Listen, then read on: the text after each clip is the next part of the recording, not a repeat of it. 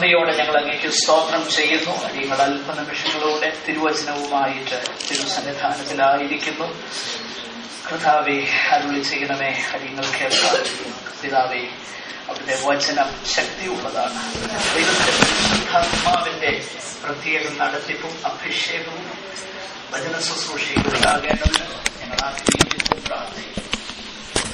Hallelujah. വെറും വാക്കുകളായിട്ടല്ല, ആത്മാവായിട്ട് ശക്തിയായിട്ട് തിരുവചന ഹൃദയങ്ങളിൽ ആഴമായി എഴുതപ്പെടേണ്ടതിനാണ് ദൈവാത്മാവ് പരിവർത്തിക്കുന്നു. യേശുവിൻ നാമത്തിൽ തന്നെ.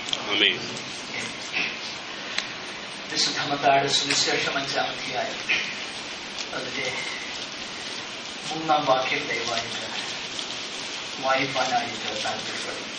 ആത്മാവിൽ ദരിദ്രരായവർ ഭാഗ്യവാന്മാർ, സ്വർഗരാജ്യം അവർക്കുള്ളത്.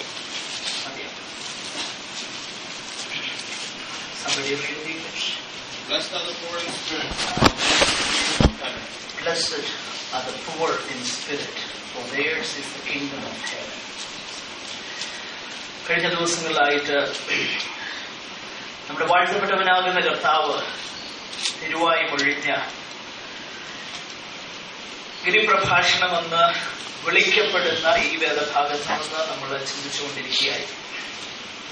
ആ സന്ദർഭങ്ങളിലൊക്കെ ഒരു കാര്യം ഞാൻ ഓർപ്പിച്ചു. The least understood and the well-known passage of the Bible, that is the Sermon on the Mount. ഈ വേദഭാഗം എന്നുള്ളത് ഏറ്റവും പ്രസിദ്ധമാണ്, പക്ഷെങ്കിൽ ഏറ്റവും കുറഞ്ഞ് മനസ്സിലാക്കുകയും ഏറ്റവും കുറഞ്ഞ് അനുസരിക്കുകയും ചെയ്യുന്ന ഒരു വേദഭാഗം. എന്നാൽ ഈ തിരുവചന വേദഭാഗങ്ങളുടെ അല്ലെങ്കിൽ കർത്താവ് പറഞ്ഞ ഈ വാക്കുകളുടെ വിശദീകരണങ്ങളാണ് ലേഖനങ്ങളിൽ കൂടെ സഭയ്ക്ക് ലഭിച്ചിരിക്കുന്നതെന്ന് ഞാൻ പറഞ്ഞു. അതൊട്ടും അതിശയോക്തിയല്ല. ലേഖനങ്ങളെല്ലാം തന്നെ ദൈവസഭയുടെ ഉപദേശങ്ങൾ, ദൈവസഭയ്ക്ക് ലഭിച്ചതാകുന്ന ആ സകല ഉപദേശങ്ങളുടെയും ആ ചെറിയ ഫോമിൽ, കൺസൈസ് ഫോമിൽ, വളരെ ബൃഹത്താകുന്ന ഉപദേശങ്ങൾ വളരെ കൺസൈസ് ആയിട്ട്, ചുരുക്കമായിട്ട് പ്രതിപാദിച്ചിരിക്കുന്നത് ഈ വേദഭാഗത്താണ്. അതുകൊണ്ട് തന്നെ ഇത് വളരെ ലാളിത്യമുള്ളതാ, എന്നാൽ മനസ്സിലാക്കാൻ ബുദ്ധിമുട്ടുള്ളതാ, അനുസരിക്കാൻ പ്രയാസമുള്ളതാണെന്ന് കരുതി തള്ളിക്കളയുവാൻ പ്രേരണയുള്ളതാണ്. എന്നാൽ ഈ വചനങ്ങളെ കേട്ട് ചെയ്യുന്നവൻ എങ്ങനെയുള്ളവനായിരിക്കുമെന്ന് കർത്താവ് പറഞ്ഞു നിർത്തുന്നത് നമ്മൾ ഓർക്കുന്നു. എന്നെ ഈ വാക്കുകളെ കേട്ട് ചെയ്യുന്നവനെല്ലാം പാറമേൽ വീട് പണിത ബുദ്ധിയുള്ള മനുഷ്യനോട് സദൃശനാകും. അപ്പോൾ ഈ തിരുവചനങ്ങൾ തള്ളിക്കളയേണ്ടതല്ല, കേൾക്കേണ്ടതാണ്, അനുസരിക്കേണ്ടതാണ്. അതുകൊണ്ട് തന്നെ ഇത് വളരെ പ്രാധാന്യമുള്ളത്. കഴിഞ്ഞ ആഴ്ചയിൽ നമ്മൾ ചിന്തിച്ചതാകുന്ന വിഷയങ്ങൾ, ദൈവം തനിക്ക് വേണ്ടി ഒരു ജനത്തെ വേർതിരിക്കുന്നു. അതായിരുന്നു ദൈവത്തിന്റെ എല്ലാ കാലത്തെയും പദ്ധതി. ആദ്യം മുതൽ ദൈവത്തിന്റെ പദ്ധതി ഏതാ? A people unto himself, A people four himself. അത് ദൈവസഭയിലാണ് ഏറ്റവും യാഥാർത്ഥ്യമായിരിക്കുന്നതെന്നുള്ളത് നാം കണ്ടു. ദൈവസഭയെ മറ്റു വാക്കുകളിൽ വിശേഷിപ്പിച്ചിരിക്കുന്നത് ദൈവരാജ്യമെന്ന്. ദൈവരാജ്യം, പൗലോസ് പറയുന്നു, നിങ്ങളുടെ ഇടയിൽ ദൈവരാജ്യം പ്രസംഗിച്ച് നടന്നവനാകുന്ന ഞാൻ. അപ്പോസ്തല പ്രവൃത്തി അവസാന അധ്യായത്തിൽ കണ്ടു, ദൈവരാജ്യത്തെ കുറിച്ച് അവൻ ഉപദേശിച്ചു. റോമാലേഖനത്തിൽ നാം കാണുന്നു, ദൈവരാജ്യം ഭക്ഷണവും പാനീയവുമല്ല, നീതിയും സമാധാനവും പരിശുദ്ധാത്മാവിൽ സന്തോഷം. അപ്പോൾ ദൈവരാജ്യം ഐഹികമല്ല. ദൈവരാജ്യം എന്നുള്ളത് സാമുദായികമായിട്ടോ രാഷ്ട്രീയപരമായിട്ടോ അല്ലെങ്കിൽ ജിയോഗ്രാഫിക്കലായിട്ടോ അതിന് ബൗണ്ടറികളില്ല. ദൈവരാജ്യം it transcends all man-made boundaries. അതാ ദൈവരാജ്യത്തിന്റെ സവിശേഷത.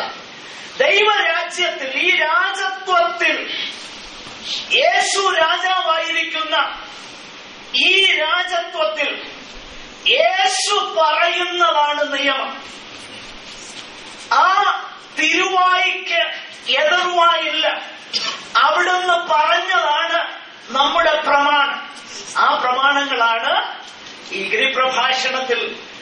വളരെ ക്രമീകൃതമായിട്ട് സുവിശേഷകനാകുന്ന മത്തായി നമുക്ക് വേണ്ടി ഒരുക്കിയിരിക്കുന്നു. എത്ര നാളുകൾ ഞാൻ ഈ ഭാഗം വിശദീകരിക്കുമെന്ന് എനിക്കറിയത്തില്ല. നമ്മൾ പ്രധാനമായി കണ്ട വിഷയങ്ങൾ കഴിഞ്ഞ ആഴ്ചയിൽ കണ്ടു. പുരുഷാരവും ശിഷ്യന്മാരും തമ്മിലുള്ള പ്രധാനപ്പെട്ട വ്യത്യാസങ്ങൾ പലതും നമ്മൾ ശ്രദ്ധിച്ചു. ഒന്ന്, അത് വീണ്ടും ആവർത്തിക്കാൻ ഞാൻ ആഗ്രഹിക്കുന്നു. പല കാര്യങ്ങളും നമ്മൾ ശ്രദ്ധിച്ചു. എന്നാൽ ഇവിടെ ഈ തുടർന്നുള്ളതാകുന്ന വാക്യഭാഗങ്ങളിൽ ബ്ലസ്സഡ് എന്ന് പറഞ്ഞ്, ഇംഗ്ലീഷിൽ ബ്ലസ്സഡ് എന്ന് പറഞ്ഞ് തുടങ്ങുന്നത് കൊണ്ട് അതിനെ ബിആറ്റിറ്റ്യൂഡ്സ് എന്ന് പറയുന്നു. മലയാളത്തിൽ ഭാഗ്യവാന്മാർ. 8 ഭാഗ്യവർണ്ണനകൾ, 8 ബ്ലസ്സഡ്നെസ്, അതിനെക്കുറിച്ചാണ് യേശു പറയുന്നത്. ഒരു കാര്യം ശ്രദ്ധിക്കണം. ഇത് ചിലർ ആത്മീക ദാരിദ്ര്യമുള്ളവരാണ്, ചിലർ സമാധാനം ഉണ്ടാക്കുന്നവരാണ്, ചിലർ ദുഃഖിക്കുന്നവരാണ്, ചിലർ സൗമ്യതയുള്ളവരാണ് എന്നൊക്കെ പറഞ്ഞ് ചില വ്യക്തികൾക്ക് ചില ഗുണങ്ങൾ ഉണ്ടെന്നല്ല കർത്താവ് പറയുന്നത്. പിന്നെയോ ദൈവരാജ്യ പ്രവേശനത്തിന്, ദൈവരാജ്യത്തിലായിരിക്കുന്നു എന്ന് അവകാശപ്പെടുന്ന എല്ലാ ശിഷ്യന്റെയും സ്വഭാവ സവിശേഷതകളാണ് ഈ തുടർന്നുള്ള വാക്യങ്ങളിൽ രേഖപ്പെടുത്തിയിരിക്കുന്നത്. ശ്രദ്ധിക്കണം. സ്വർഗരാജ്യത്തിൽ പ്രവേശിച്ചിരിക്കുന്ന, സ്വർഗരാജ്യത്തിലായിരിക്കുന്ന, അല്ലെ ദൈവരാജ്യത്തിന്റെ പ്രജകളായിരിക്കുന്ന, ദൈവരാജ്യത്തിൽ ചരിക്കുന്ന, ജീവിക്കുന്ന സകല വ്യക്തികളുടെയും അവരുടെ സവിശേഷതകളാണ് യേശു ഈ ഭാഗ്യവർണ്ണനയിൽ കൂടെ വ്യക്തമാക്കുന്നു. ഭാഗ്യവാന്മാരെന്ന് ഇന്ന് മൂന്നാമത്തെ വാക്യം തന്നെ വിശദീകരിക്കാൻ എനിക്ക് കഴിയുകയില്ല. അതിന്റെ ഒരു ഭാഗം മാത്രം വിശദീകരിക്കാൻ ഞാൻ ആഗ്രഹിക്കുന്നു. പൊതുവായിട്ടുള്ള ഭാഗ്യവാന്മാരുടെ അവസ്ഥയിൽ why Jesus calls his disciples blessed? Why only the disciples are blessed? എന്തുകൊണ്ടാണ് ശിഷ്യന്മാർ മാത്രം അനുഗ്രഹിക്കപ്പെട്ടവരായ? എന്തുകൊണ്ടാണ് സ്വർഗരാജ്യത്തിന്റെ അംഗങ്ങൾ മാത്രം ഭാഗ്യവാന്മാരായിരിക്കുന്നത്? ആ കാര്യമാണ് നമ്മൾ ഇന്ന് ചിന്തിപ്പാനായിട്ട് പോകുന്നത്. മലയാളം വേദപുസ്തകത്തിൽ ഇവിടെ ഉപയോഗിച്ചിരിക്കുന്ന ഈ വാക്ക്, ഇതിന്റെ മൂലഭാഷയിൽ വേണമെങ്കിൽ ആ വാക്ക് നമുക്ക് പഠിക്കാം. ഒരു ഗ്രീക്ക് പദം പഠിക്കുന്നതുകൊണ്ട് തെറ്റൊന്നുമില്ല. മെക്കാരിയോസ്. റിപ്പീറ്റ്. മെക്കാരിയോസ്. പറഞ്ഞോണ്ട് തെറ്റിയാലും കുഴപ്പമില്ല. മെക്കാരിയോസ്. മെക്കാരിയോസ് എന്ന ഒരു പദമാണ് മലയാളം വേദപുസ്തകത്തിൽ ഭാഗ്യവാന്മാരെന്നും ധന്യൻ എന്നും അനുഗ്രഹിക്കപ്പെട്ടവനെന്നും ഭാഷാന്തരം ചെയ്തിരിക്കുന്നു. ഈ ഒരു പദം തന്നെ പല സന്ദർഭങ്ങളിൽ ധന്യൻ എന്ന് പറഞ്ഞിട്ടുണ്ട്. ഹിന്ദി ഭാഷാന്തരം എടുത്താൽ ധന്യ ഹേ വോ എന്ന് പറഞ്ഞാൽ തുടങ്ങുന്നത്. ധന്യ ഹേ. മലയാളത്തിലും അത് തന്നെ ഉപയോഗിച്ചിട്ടുണ്ട്. ധന്യം, ഭാഗ്യം എന്ന് പറഞ്ഞിട്ടുണ്ട്. മെക്കാരിയോസ് എന്ന പദം ഭാഗ്യവർണ്ണന അല്ലെങ്കിൽ ഭാഗ്യവാൻ എന്ന് പറഞ്ഞിട്ടുണ്ട്. അങ്ങനെയെങ്കിൽ ഈ ഭാഗ്യവാനായിരിക്കുന്ന, ഈ അനുഗ്രഹിക്കപ്പെട്ടിരിക്കുന്ന, ഈ ധന്യനായിരിക്കുന്ന വ്യക്തിയുടെ സവിശേഷതയാണ്. ശിഷ്യൻ, he is blessed. അവൻ അനുഗ്രഹിക്കപ്പെട്ടവൻ, അവൻ ഭാഗ്യവാൻ. അവന്റെ സവിശേഷതയാണ്. ഒരു അർത്ഥത്തിൽ വേദപുസ്തകത്തിൽ അനുഗ്രഹിക്കപ്പെടുക എന്ന് പറഞ്ഞാൽ it has got a meaning of God bestowing on us something. He is in His mercy, അവിടുത്തെ കരുണയിൽ, in His bountiful riches, അവിടുത്തെ ആ ധനസമൃദ്ധിയിൽ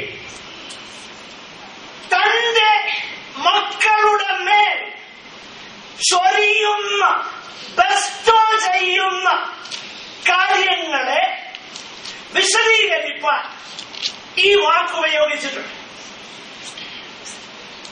ഉദാഹരണമായിട്ട് പറഞ്ഞാൽ അതിൽ ഏറ്റവും നല്ല ഉദാഹരണം പുതിയ നിയമത്തിലും പഴയ നിയമത്തിലുമുണ്ട്. പുതിയ നിയമത്തിൽ എഫേസ്യ ലേഖനം 1-ാം അധ്യായം അതിന്റെ 3-ാമത്തെ വാക്യത്തിലാണ് സ്വർഗത്തിലെ സകല ആത്മീക അനുഗ്രഹത്താലും നമ്മെ ക്രിസ്തുവിൽ അനുഗ്രഹിച്ചിരിക്കുന്ന. നോക്കുക, ശ്രദ്ധിക്കണം. അനുഗ്രഹങ്ങളുടെ സ്വഭാവമെന്ത്?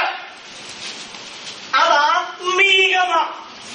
The nature of God bestowing His blessing, the nature of that blessing, according to Paul the Apostle, is spiritual. Make no mistake about it. ആത്മീക അനുഗ്രഹം. 2, ഇതിന്റെ ഉറവിടം എവിടുന്ന? ഇത് എഫേസ്യ ലേഖനം പഠിപ്പിച്ചപ്പോൾ ഞാൻ പറഞ്ഞു, ഇതിന്റെ ഉറവിടം സ്വർഗത്തിലെ അപ്പച്ചൻ. പിതാവിന്റെ കയ്യിൽ നിന്നാണ് ഇത് കിട്ടുന്നത്. 3, ഇതെല്ലാവർക്കും വേണ്ടിയുള്ളതാണോ? അല്ല, ശിഷ്യന് മാത്രം അവകാശപ്പെട്ടത്. എന്തുകൊണ്ട്? ഈ അനുഗ്രഹം ലഭിക്കുന്ന പരിധി ക്രിസ്തുവേശുവിലാണ്. സ്വർഗത്തിലെ സകല ആത്മീക അനുഗ്രഹങ്ങളാലും ക്രിസ്തുവേശുവിൽ, ആ വാക്ക് വിട്ട് കളയുന്നത്, ക്രിസ്തുവേശുവിൽ. അപ്പോൾ God from His bountiful riches bestowing His blessing upon His children. ദൈവം നൽകുന്ന അനുഗ്രഹങ്ങൾ, ധന്യത, അനുഗ്രഹിക്കപ്പെട്ട അവസ്ഥ. ദൈവം എന്തിന് അനുഗ്രഹങ്ങൾ തരുന്നു? ദൈവം അനുഗ്രഹങ്ങൾ തരുന്നതിന് എപ്പോഴും ഒരു ഉദ്ദേശം. പഴയ നിയമത്തിൽ ഏറ്റവും പ്രാധാന്യമുള്ള ഒരു വാക്യം ഞാൻ പെട്ടെന്ന് എടുത്തു കാണിക്കും.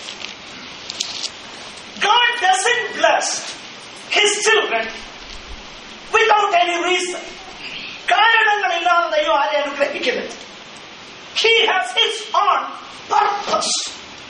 And now what is the purpose of God bestowing upon us His blessing? അവിടുത്തെ അനുഗ്രഹങ്ങൾ നമ്മുടെ മേൽ ചൊരിയുന്നതിന്റെ ലക്ഷ്യമെന്ത്? ഒരു വാക്യം പെട്ടെന്ന് വായിക്കാം. പെട്ടെന്ന് ഉൽപ്പത്തി പുസ്തകം അതിന്റെ 12-ാം അധ്യായം 1-ാം വാക്യം. അബ്രാഹാമിനോട് അരുളിച്ചെയ്തതെന്നാൽ, നീ നിന്റെ ദേശത്തെയും ചാർച്ചക്കാരെയും പിതൃഭവനത്തെയും വിട്ടു പുറപ്പെട്ട് ഞാൻ നിന്നെ കാണിപ്പാനിരിക്കുന്ന ദേശത്തേക്ക് പോകാം. ഞാൻ നിന്നെ വലിയൊരു ജാതിയാക്കും. നിന്നെ അനുഗ്രഹിച്ച് നിന്റെ പേര് വലുതാക്കും. നിന്നെ അനുഗ്രഹിക്കും, നിന്റെ പേര് വലുതാക്കും. അടുത്ത വാക്യം. നീ ഒരു അനുഗ്രഹമായിരിക്കും. നീ ഒരു അനുഗ്രഹമാണ്. നിന്നെ അനുഗ്രഹിക്കുന്നവരെ ഞാൻ അനുഗ്രഹിക്കും. You will be a blessing. I will bless you so that you will be a blessing for others. അപ്പൊ ദൈവം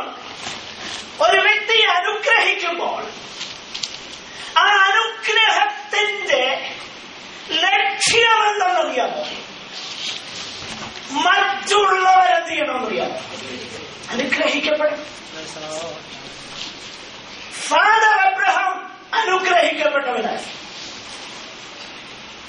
ആ അനുഗ്രഹത്തിന്റെ പരിണിത ഫലം നമ്മുടെ വാഴ്ത്തപ്പെട്ടവനായ കർത്താവിന്റെ കാഹളം ധ്വനിക്കുന്ന ആ നിമിഷം വരെ ഈ ഭൂമിയിൽ ആ അനുഗ്രഹത്തിന്റെ നിറവ് ഈ ഭൂമിയിൽ ഉണ്ടായിരിക്കും. എന്നാ ഞാൻ പറഞ്ഞു വരുന്നറിയാം? അബ്രഹാമിലൂടെ ദൈവം ലോകത്തെ അനുഗ്രഹിച്ചു. അബ്രഹാമിലൂടെ ദൈവം മിശിഹായെ തന്നു, ശ്രീയേശുവിനെ തന്നു. അബ്രഹാമിനെ ദൈവം അനുഗ്രഹിച്ചപ്പോൾ ദൈവത്തിന്റെ ലക്ഷ്യം അബ്രഹാം മറ്റുള്ളവർക്ക് അനുഗ്രഹമാകണം. അങ്ങനെയെങ്കിൽ ദൈവജനത്തെ ദൈവം അനുഗ്രഹിച്ചു എന്ന ബോധ്യമുണ്ടെങ്കിൽ നാം എത്രത്തോളം മറ്റുള്ളവർക്ക് അനുഗ്രഹമാണ്. ഇന്ന് പറയുന്ന ഒരു പല്ലവിയുണ്ട്. എനിക്കതിനോട് വളരെ അല്പം മോളിൽ കൊണ്ടിരിച്ചു. അപ്പൊ ഞാൻ സന്തോഷിച്ചു. കുറച്ചു ഇതിന്റെ മോളിൽ വയ്ക്കും.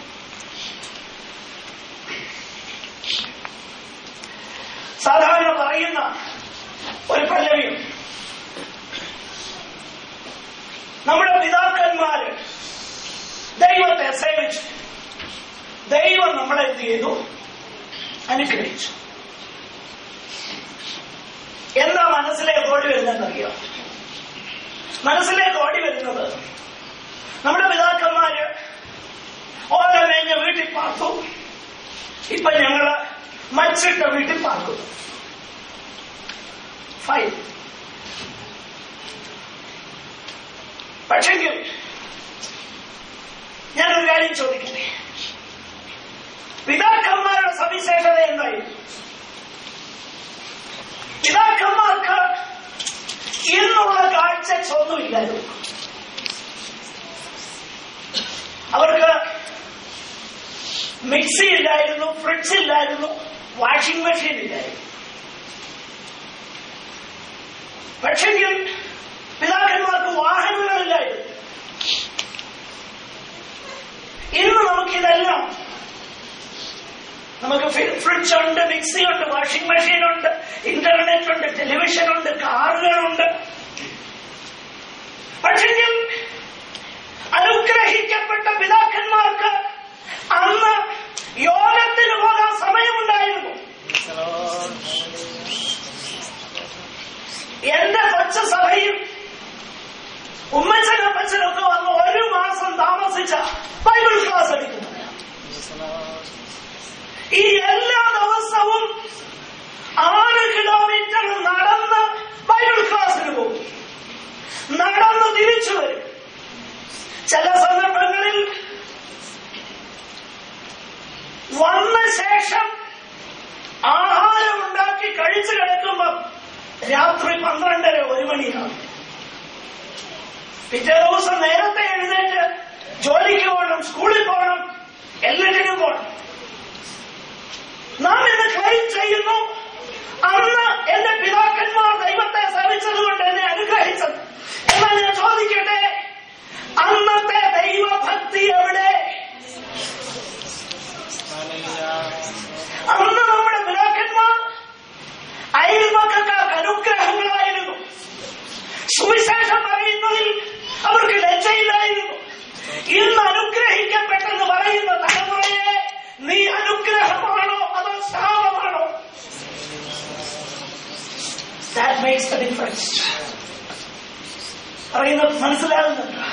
God doesn't bless anybody for his own private and for his own benefits.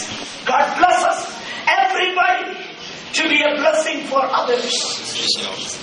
മറ്റുള്ളവർക്ക് അനുഗ്രഹമാകാൻ വേണ്ടിയിട്ടാണ് ദൈവം ചെയ്യുന്നത്. നമ്മളെ അനുഗ്രഹിക്കും. അപ്പൊ ഈ പറയുന്ന പല്ലവി അങ്ങ് നിർത്തണം. പിതാക്കന്മാർ നിമിത്തം എന്നെ അനുഗ്രഹിച്ചെങ്കിൽ ആ അനുഗ്രഹം എന്റെ മേലുണ്ടാകണം. ഞാനൊരു കാര്യം മിസ്റ്റേക്ക് എന്ന് പറയണേ. അത് ദൈവം അനുവദിച്ചാൽ വീണ്ടും ഞാൻ എക്സ്പ്ലെയിൻ ചെയ്യും ഗിരിപ്രഭാഷണത്തിനുണ്ട്. അതായത് 2 നിലയിലുള്ള പ്രതിഫലമുണ്ട്. ഒരു പ്രതിഫലം രഹസ്യത്തിൽ കാണുന്ന പിതാവ് തരുന്ന പ്രതിഫലം. മറ്റൊരു പ്രതിഫലം എന്നറിയാമോ? ഭൂമിയിൽ തന്നെ എന്ത് ചെയ്യുമെന്നറിയോ? ഉണ്ടോ വാക്യം? അങ്ങനെ ഉണ്ട്.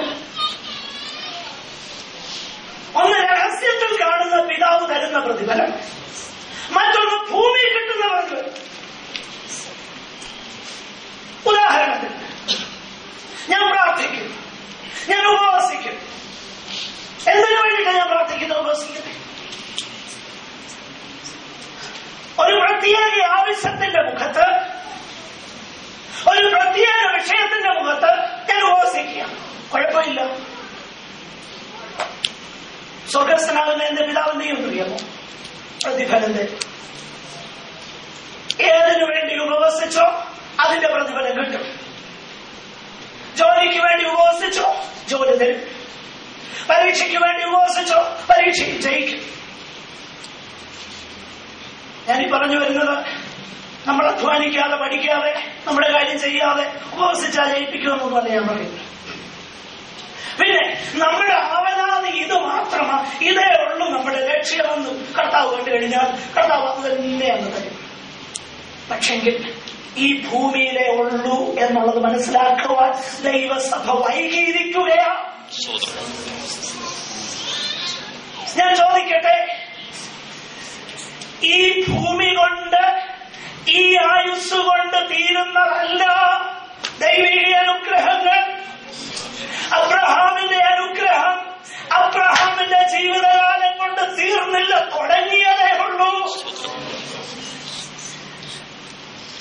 പ്രിയമുള്ളവരെ, എന്തിനേറെ അക്ഷരീകമാകുന്ന നിലയെ പോലും അതൊന്ന് ചിന്തിച്ചു. അറബികളോട് ചോദിച്ചാൽ അവർ പറയും അബ്രഹാം ഞങ്ങളുടെ പിതാവ്. യഹൂദന്മാരോട് ചോദിച്ചാൽ അവർ പറയും അബ്രഹാം ഞങ്ങളുടെ പിതാവാണ്.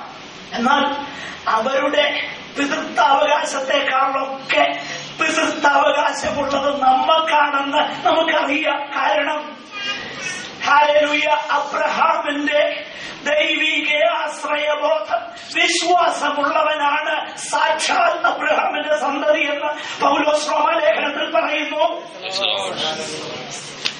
About being blessed to be a blessing. God doesn't bless anybody for his own benefits.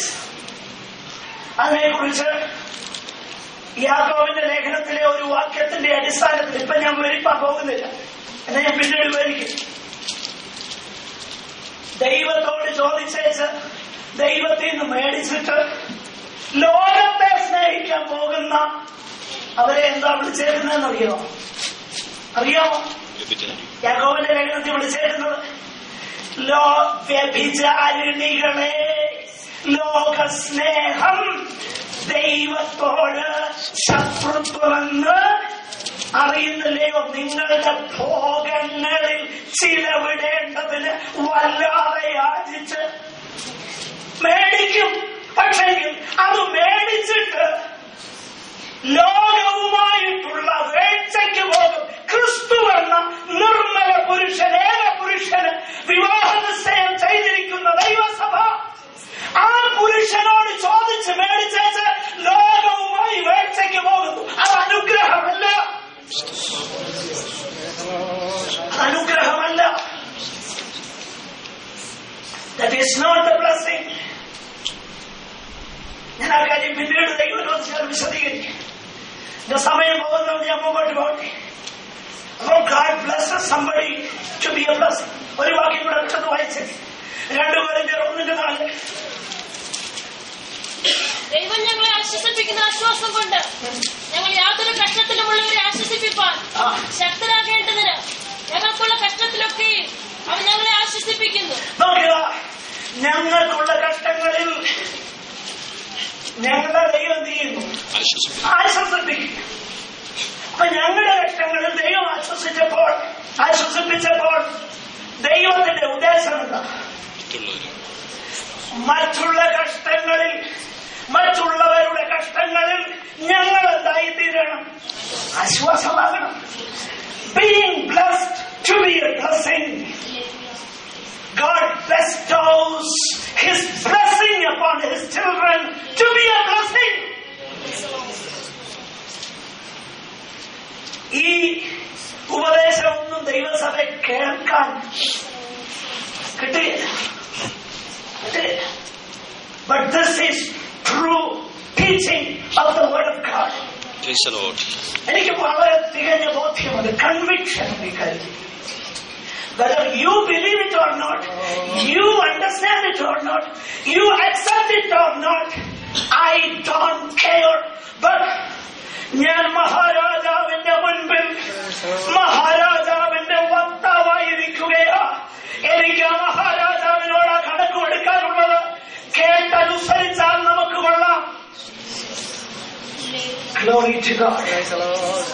എന്റെ പ്രിയരെ, ഇങ്ങനെ ഞാൻ പറയുന്നത് ആരോടും വിരോധമുണ്ടായിട്ടല്ല, നേരെ മറിച്ച് എനിക്ക് സ്നേഹമുണ്ടായിട്ടാണ്. എനിക്ക് വേണമെങ്കിൽ 3 വർഷം ഇവിടെ ഒരു പാസ്റ്ററേറ്റ്, ഒരു പ്രൊഫഷൻ ചെയ്തേച്ച് തിരിച്ചു പോകാം. സോർട്ട് ആഫ്റ്റർ കാര്യമല്ലേ, ഖത്തറിൽ വരിക, ഗൾഫിൽ വരിക എന്നൊക്കെ പറഞ്ഞു കഴിഞ്ഞാൽ. But I don't think that. എനിക്കൊരു ബോധ്യമുള്ളത്, ദൈവം എന്നെ ഇവിടെ അയച്ചിരിക്കുന്നത് യാതൊരു ഭൗതിക ലാഭത്തിനുമല്ല. അതിനു വേണ്ടിയിട്ടല്ല ദൈവം എന്നെ ഇവിടെ അയച്ചേക്കുന്നത്. ചിലരെങ്കിലും, കുറഞ്ഞ ഒരാളെങ്കിലും നിത്യതയ്ക്കു വേണ്ടി ഒരുങ്ങിയാൽ അതിനുവേണ്ടി ദൈവം എന്നെ അയച്ചത്. അത്ര നത്തിങ് എൽസ്. ഞാൻ നിങ്ങളെ കേട്ടത് ധൈര്യത്തോടെ പറയുന്നത്. That is my conviction. So being blessed to be a blessing. Mark it. 2, Macarius എന്ന് ഉപയോഗിച്ചിരിക്കുന്ന പദം, it is not having more stuff, but it is a state of being blessed. രണ്ടാമതായിട്ട് നാം മനസ്സിലാക്കേണ്ടത്, ഇതൊരു അനുഭവമാണ്, ഇതൊരു തലമാണ് എന്നാ ഞാൻ അർത്ഥമാക്കുന്നത്. എന്നെ ദൈവം അനുഗ്രഹിച്ചെന്ന് ഞാൻ പറയുമ്പോൾ, ഞാൻ ധന്യനാണെന്ന് പറയുമ്പോൾ, എനിക്ക് ചിലത് ദൈവം തന്നെന്ന് മാത്രമുള്ള അർത്ഥമല്ല. പിന്നെയോ ഞാൻ എന്തായിരിക്കുന്നു. ഒരു വാക്യം, 1-2 വാക്യം പെട്ടെന്നൊന്ന് വായിക്കാം. പ്രിയമുള്ളവരെ, ഇതേ വാക്ക് തന്നെയാണ് ദൈവത്തിന്റെ നാമത്തെ വിശേഷിപ്പിക്കാൻ ഉപയോഗിച്ചിരുന്നത്. Don't forget that. ഗിരിപ്രഭാഷണത്തിൽ യേശു ഉപയോഗിക്കുന്ന ഭാഗ്യവാൻ എന്ന ഇതേ പദമാണ്, മെക്കാരിയോസ് എന്ന അതേ പദമാണ് ദൈവം ധന്യനാണെന്ന് വിശദീകരിക്കാൻ പൗലോസ്ലീഹ ഉപയോഗിച്ചിരുന്നു. 1-2 വാക്യങ്ങൾ പെട്ടെന്ന് എടുത്ത് വായിച്ചു. Thank you sister. 1 തിമോത്തിയോസ് 6:15 ധന്യനായ. ഇംഗ്ലീഷ് വേദോസ് എടുത്തൊന്ന് വായിച്ചേ, അതന്നെയാണോ വാക്യം നോക്കാം. 1 Timothy 6:15. God the blessed and only ruler. God the blessed. God the blessed. അപ്പൊ ബ്ലസ്സഡ് എന്ന് പറഞ്ഞാൽ, ധന്യനെന്ന് പറഞ്ഞാൽ കുറെ സ്റ്റഫ് കിട്ടുന്നതാണ്, കുറെ കാര്യങ്ങൾ കിട്ടുന്നതാണെങ്കിൽ ദൈവം ബ്ലസ്സഡ് ആണെന്ന് പറഞ്ഞാൽ ദൈവത്തിന് എന്തോ കാര്യമാണ് വേണ്ടത്. പറയുന്നത് മനസ്സിലാവുന്നുണ്ടോ? Blessed be the only ruler, the Almighty God എന്ന് പറയുമ്പോൾ അതിന്റെ അർത്ഥം it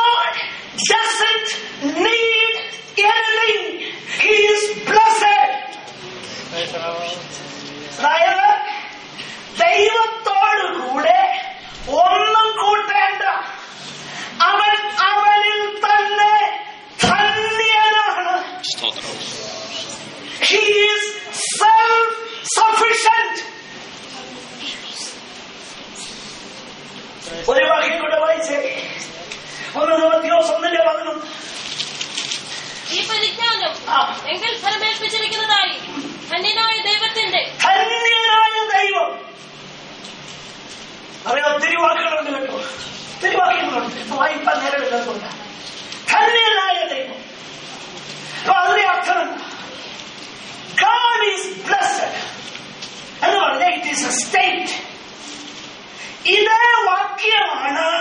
ഇതേ വാക്കാണ് ശിഷ്യനെ കുറിച്ച് പറയുന്നത്. Blessed art thou. നീ അനുഗ്രഹിക്കപ്പെട്ടവനാണ്, നീ ധന്യനാണ്. മനസ്സിലാകാൻ വേണ്ടി ഒരു ചെറിയ കാര്യം ഞാൻ പറയാം.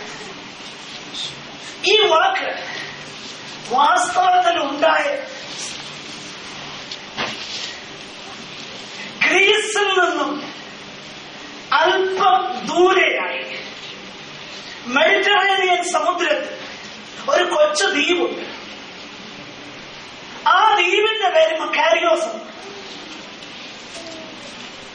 ഈ മക്കാരിയോസ് ദ്വീപിന്റെ സവിശേഷത എന്താ? മക്കാരിയോസ് ദ്വീപിന്റെ സവിശേഷത ഈ ദ്വീപ് സെൽഫ് സഫിഷ്യന്റ്. ഈ ദ്വീപുവാസികൾക്ക് ഒരു കാര്യത്തിനും വേറെ എങ്ങോട്ടും പോകണ്ട. എന്റെ പ്രിയരെ, it is a being, it is a state of being blessed. നീ ഭാഗ്യവാനാണെന്ന് പറയുമ്പോൾ ശിഷ്യൻ അവന് ലോകത്തിൽ ഒന്നുമില്ലെങ്കിലും അവൻ ശിഷ്യനാകൊണ്ട് അനുഗ്രഹിക്കപ്പെട്ടവനാണെന്ന് സാരം പറയുന്നത് മനസ്സിലാകുന്നത്. അതുകൊണ്ട് എനിക്കറിയാവുന്ന എന്റെ അപ്പച്ചന്മാര് പാടിയത് എങ്ങനെയെന്നറിയാം?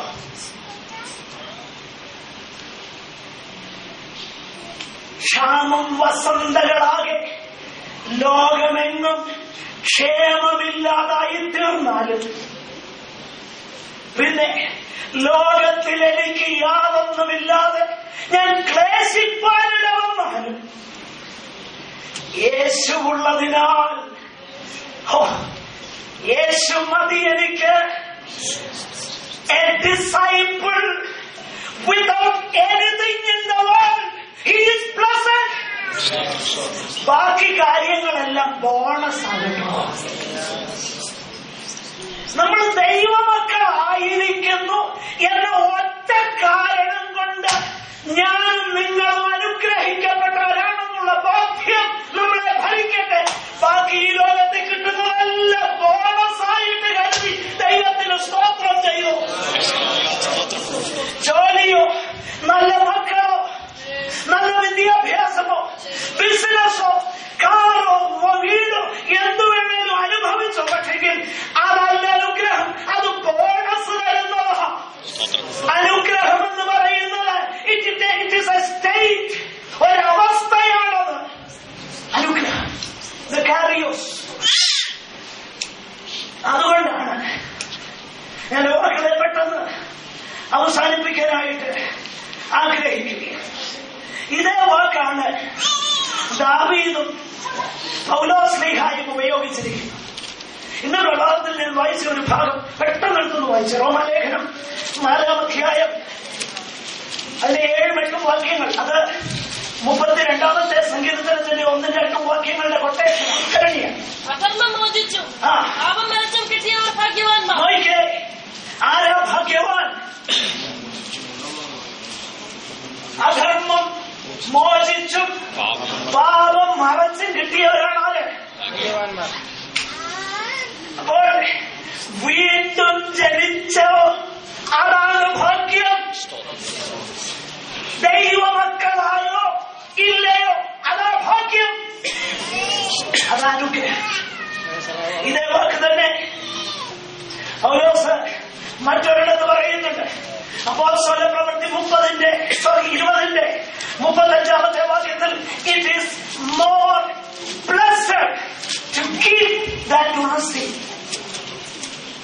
വാങ്ങുന്നതിനേക്കാൾ കൊടുക്കുന്നത് ഏറെ ഭാഗ്യം. It is more blessed. It is a state, ഒരവസ്ഥയാണ്.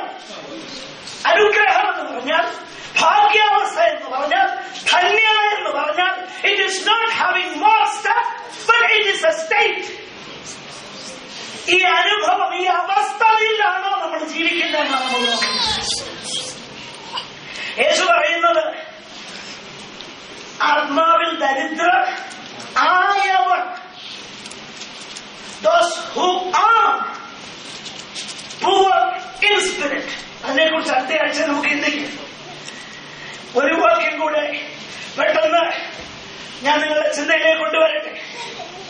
പഴയ നിയമമാണ് വസ്തുവകകൾ അനുഗ്രഹത്തിന്റെ തെളിവായിട്ട് മനുഷ്യൻ ഉയർത്തി കാണിക്കുന്നു.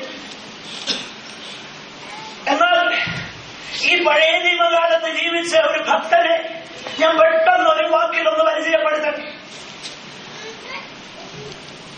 ഉൽപ്പത്തി പുസ്തകം 32-ാം അധ്യായം അതിന്റെ 26-ാമത്തെ വാക്യം. എന്നെ വിടുക, ഉഷസ്തുതിക്കുന്നുവല്ല എന്നവൻ പറഞ്ഞതിന് നീ എന്നെ അനുഗ്രഹിച്ചല്ലാതെ ഞാൻ നിന്നെ വിടുകയില്ല. സംഭവം നമുക്കറിയാം. യാക്കോബ് ദൂതനോട് മല്ല് പിടിക്കുകയാണ്. ദൂതനോട് പറയുക, ദൂതൻ പറയുന്നു ഞാൻ പോകട്ടെ. യാക്കോബ് പറയുക ബ്ലസ് മീ, എന്നെ അനുഗ്രഹിച്ചല്ലാതെ ഞാൻ നിന്നെ. എന്റെ ഒപ്പം ഒന്ന് ചിന്തിച്ചേ, സ്റ്റഫാണ് ബ്ലസ്സിംഗ് എങ്കിൽ, വസ്തുവകകളാണ് ബ്ലസ്സിംഗ് എങ്കിൽ യാക്കോബിന് ഏത് സ്റ്റഫാ കുറവ്? എന്റെ ഒപ്പം ഒന്ന് ചിന്തിച്ചേ. ആടുമാടുകളില്ലേ, വസ്തുവകകളില്ലേ, പുത്രന്മാരുടെ സമ്പത്തില്ലേ, ഏതാ കുറവ്? ഏതെങ്കിലും കുറവ്? ഒരു കുറവുമില്ല. എന്നാൽ യാക്കോബ് മനസ്സിലാക്കി അതല്ല അനുഗ്രഹം. നീ എന്നെ അനുഗ്രഹിച്ചല്ലാതെ ഞാൻ നിന്നെ വിടുകയില്ല. പക്ഷെങ്കിൽ അവിടെ വേറൊരു കാര്യം കൂടെയുണ്ട്. അത് നമ്മൾ ചിന്തിക്കാൻ പോകുന്ന വാക്യവുമായിട്ട് വളരെ ചേർന്നതാണ്. യേശു പറഞ്ഞു ആത്മാവിൽ ദരിദ്രനായി. അതിന്റെ അർത്ഥം എന്താ? അത് അടുത്ത ആഴ്ച വിശദീകരിക്കാം. എങ്കിലും ഇപ്പൊ ആ വാക്യം എടുത്തതുകൊണ്ടെന്ന് പറയട്ടെ. നാം വായിക്കുന്നു, ദൂതനുമായിട്ട് മല്ല് പിടിക്കുന്നു. പക്ഷെങ്കിൽ ദൂതന് ജയിക്കാൻ കഴിയുന്നില്ല. കാരണം എന്താണെന്നറിയാമോ? 20 വർഷങ്ങൾ ദൈവത്തിന്റെ പാഠശാലയെ കടന്നുപോയിട്ടും ഇപ്പോഴും കീഴടങ്ങാനൊന്നില്ല, മനസ്സില്ല. കീഴടങ്ങാൻ മനസ്സില്ല. എന്നാൽ ദൈവം എന്ത് ചെയ്യുന്നറിയാമോ? അവന്റെ ശരീരത്തിലെ ഏറ്റവും ബലമുള്ള അസ്ഥി എന്ന് പറയുന്നത് ഏതാണെന്നറിയാം? മനുഷ്യ ശരീരത്തിലെ ഏറ്റവും ബലമുള്ള അസ്ഥി ഈ അല്ല. എന്റെ അറിവ് ശരിയല്ല. ദൈവം എന്ത് ചെയ്യണമെന്നറിയാമോ? ആ ഏറ്റവും ബലമുള്ളതിനെ തൊട്ടു. ഏറ്റവും ബലമുള്ളതിനെ തൊട്ട് അവൻ ബലഹീനനാണെന്ന് മനസ്സിലാക്കി അവനിനിയും കഴിവില്ലെന്ന് തിരിച്ചറിഞ്ഞു കഴിഞ്ഞപ്പം ദൈവം പറയുക, ഇനി നിന്റെ പേര് യാക്കോബ് എന്നല്ല ഇസ്രായേൽ എന്നാണ്. പ്രിയമുള്ളവരെ, നാം അനുഗ്രഹിക്കപ്പെടണമെങ്കിൽ ആദ്യത്തെ പടി എന്താണെന്നറിയാമോ? നമ്മുടെ ഒന്നുമില്ലായ്മ, നമ്മുടെ ബലഹീനത, നമ്മുടെ അയോഗ്യത, നമ്മുടെ അർഹതയില്ലായ്മ സമ്മതിക്കുന്ന കാലത്താണ് നാം അനുഗ്രഹിക്കപ്പെടാൻ തുടങ്ങുന്നത്. അതുവരെ ബലത്തോടെ നിൽക്കുകയാണ്. Those who are poor in spirit. അതിനെക്കുറിച്ച് ഞാൻ പിന്നീട് ദൈവം അനുവദിച്ചാൽ, കർത്താവിന്റെ വരവ് താമസിച്ചാൽ വിശദീകരിക്കാം. യേശു കർത്താവ് ഈ ശിഷ്യന്മാരെ വിളിച്ചു എന്ന ഒറ്റ കാരണത്താൽ അവർ അനുഗ്രഹിക്കപ്പെട്ടില്ല. യേശു കർത്താവ് ഗലീല കടൽ തീരത്തൂടെ ഇങ്ങനെ നടക്കുകയാണ്. ചില വ്യക്തികളെ കണ്ടു, മീൻ പിടിച്ച് വല നന്നാക്കിക്കൊണ്ടിരിക്കുന്നു. ഒരു വാക്ക് പറഞ്ഞു, എന്നെ അനുഗമിക്കുക. നാം വായിക്കുന്നത് വള്ളവും വിട്ടു വലയും വിട്ടു. എന്നിട്ട് യേശുവിനെ അനുഗമിക്കാൻ തുടങ്ങി. ലേവി ചുങ്കസ്ഥലത്തിരിക്കുകയാണ്. യേശു അതിലെ കടന്നു പോകുന്നു. യേശു ഒരു വാക്ക് പറയുന്നു, കം ഫോളോ മീ. ചുങ്കത്തിന്റെ ബൂത്തിൽ നിന്ന് അതെല്ലാം വിട്ടേച്ച് ലേവി യേശുവിന്റെ പുറകെ വരികയാണ് എന്ന് പറഞ്ഞാൽ എന്താ അർത്ഥം? പ്രിയമുള്ളവരെ, യേശു കർത്താവ് ലോകത്തിലെ സകല കാര്യങ്ങളെക്കാളും അനുഗമിപ്പാൻ കൊള്ളാകുന്നവനാണെന്ന് തിരിച്ചറിഞ്ഞ് അത് വിടുന്നവനാണ് ശിഷ്യൻ. അല്ലാതെ അതിനു വേണ്ടിയിട്ട് യേശുവിനെ മാർഗമാക്കുന്നവനല്ല ശിഷ്യൻ. അത് പുരുഷാരമാണ്. അത് പുരുഷാരം. ഇന്ന് ശിഷ്യന്റെ സംഖ്യ കുറയുന്നു സഭയിൽ, പുരുഷാരത്തിന്റെ സംഖ്യ കൂടുന്നു. ഇതാണ് സഭയുടെ അപജയത്തിന് കാരണം. പുരുഷാരത്തിന്റെ സംഖ്യ കൂടുകയാണ്, ശിഷ്യന്മാർ കുറഞ്ഞുകൊണ്ടിരിക്കുക. പ്രിയമുള്ളവരെ, ഇന്ന് പ്രഭാതത്തിൽ ഞാൻ വായിച്ച ഒരു കാര്യം കൂടെ പെട്ടെന്ന് പറയാം. മർക്കോസിന്റെ സുവിശേഷത്തിൽ 14-ാമത്തെ അധ്യായത്തിൽ, എനിക്കറിയാം ദിവസം സിപ്പിട്ട് വെച്ചത് ആരും ദൈവം തുറക്കല്ല. മർക്കോസിന്റെ സുവിശേഷം 14-ാമത്തെ അധ്യായം ഞാൻ പറയാം. യേശു ക്രൂശിക്കപ്പെടുന്നതിന് തൊട്ടു മുൻപ് ഒരു സ്ത്രീ വന്നിട്ട് അവനെ വിലയേറിയ തൈലം കൊണ്ട് യേശുവിനെ അഭിഷേകം ചെയ്യുന്നു. ശിഷ്യന്മാരെല്ലാം കൂടെ പറയുക, ഈ വെറും ചെലവ് എന്തിന്? യേശു പറഞ്ഞു, അവളെ നിങ്ങളെന്തിനാ അസഹ്യപ്പെടുത്തുന്നത്? അവള് ചെയ്തത് നല്ല പ്രവൃത്തിയാണ്. പിന്നെ യേശു ഒരു കാര്യം കൂടെ പറഞ്ഞു, ഇവൾ ചെയ്തത് സുവിശേഷം എവിടെയൊക്കെ പ്രസംഗിക്കുമോ അവിടെയല്ല ഇവളുടെ ഓർമ്മയ്ക്കായിട്ട് ഈ കാര്യം. എന്താ അതിന്റെ അർത്ഥം? ഇതിന്റെ അർത്ഥം എന്തുവാ? ഞാൻ പലപ്പോഴും ചിന്തിച്ചിട്ടുണ്ട്, സുവിശേഷം പ്രസംഗിക്കുമ്പോൾ ഈ കാര്യം പറയുമെന്നല്ലേ, എന്നിട്ട് ഇതുവരെ ഞാൻ കേട്ടിട്ടില്ല. അപ്പൊ യേശു പറഞ്ഞതിന്റെ അർത്ഥം എന്താ? യേശു പറഞ്ഞതിന്റെ അർത്ഥം എന്താന്ന് ഞാൻ പറയാം. യേശു പറഞ്ഞതിന്റെ അർത്ഥം എന്താ? ശിഷ്യന്മാരെ സംബന്ധിച്ചിടത്തോളം യേശുവിന്റെ മേൽ ഈ തൈലം കൊണ്ടിട്ടത് എന്താ? വെറും ചെലവ്. വെറും ചെലവ്. വെറും ചെലവെന്ന് പറഞ്ഞാൽ എന്താണെന്നറിയോ? ഞാൻ നിങ്ങളോട് ഒരിക്കൽ പറഞ്ഞിട്ടുണ്ട്. വെറും ചെലവ് എന്താന്ന് ഞാൻ പറയാം.